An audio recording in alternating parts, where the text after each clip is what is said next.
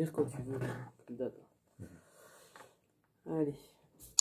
La suite du Morning Buzz en ce début de semaine, comme chaque lundi, eh bien c'est David du carrefourdesreussites.com qui nous rejoint. Bonjour David. Bonjour Bernard. Le fameux moment d'inspiration de début de semaine dont on a bien besoin pour trouver l'énergie nécessaire peut-être pour nos activités. Le sujet du jour, quel est-il ? Eh bien le sujet du jour ce sera le perfectionnisme. En effet, Monsieur Parfait, on en a déjà parlé dans une chronique précédente et je souhaitais remettre en avant ce monsieur qui nous empêche d'avancer parfois au quotidien. D'accord. Alors la perfection, en effet, ça peut nous freiner dans nos projets et je vais vous proposer donc 5 actions que vous pouvez mettre en place, 5 étapes pour justement dépasser ce perfectionnisme. Je t'écoute. Eh bien la première étape, c'est de prendre conscience que l'on a un profil perfectionniste. En effet, pour pouvoir agir, il faut avoir conscience que quelque chose ne nous convient pas et nous freine, et donc c'est la première étape. Alors soit on le fait tout seul, soit on se fait aider, mais rassurez-vous, de toute manière, il y a bien quelqu'un à un moment donné ou à un autre qui va vous dire: ouais, mais t'exagères pas un petit peu là, cette virgule, oui, elle était pas à sa place, mais en même temps, personne la voit, donc voilà. Je pense que c'est quelque chose que l'on peut rencontrer toutes et tous un jour. Deuxième étape, c'est se dire que la perfection, c'est relatif. En effet, quelque chose qui est parfait pour vous ne l'est très certainement pas aux yeux des autres, et inversement, quelque chose qui est parfait pour moi ne sera pas forcément parfait à vos yeux. Et donc, un exemple simple, ça va être l'art.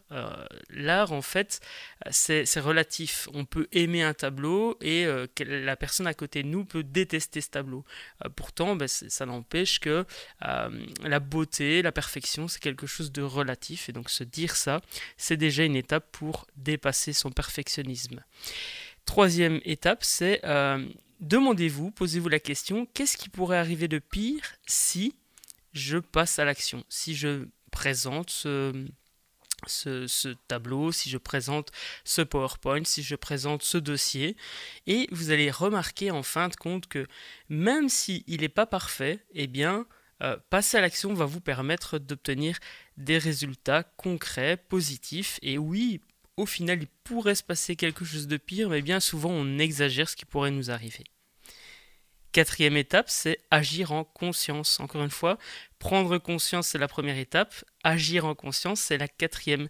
C'est-à-dire, à un moment donné, passer à l'action en sachant qu'on a un profil de perfectionniste et en se disant: ok, c'est parfait, je vais quand même passer à l'action parce que j'ai envie de partager ce que j'ai à partager.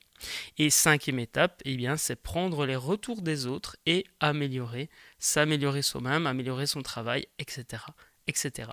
Bien, j'écoute avec grande attention tes conseils du jour, puisque tu le sais, je suis un peu dans ce profil-là. Il est parfois difficile pour moi de lâcher prise, mais c'est utile. Ça, c'est Oui, certain. tout à fait. Et plus on dépasse ce perfectionnisme, plus on se rend compte qu'en fait la perfection, c'est relatif, et que en passant à l'action, une action vaut mieux que 10 000 pensées. Voilà, ce sera le mot de la fin pour ce moment d'inspiration. On va quand même rappeler comment on peut retrouver ton contenu, notamment podcasté ou même filmé durant cette émission. Alors c'est sur carrefourdesreussites.com et mon site à moi c'est businessbonheur.com. Voilà, pour suivre les aventures de David au jour le jour avec une grande actualité en cours. Donc n'hésitez pas à consulter ces différents sites. Merci David. Merci à toi. À tout bientôt, à lundi prochain. Yes. Pour une nouvelle aventure. Là, je te propose de repartir en musique.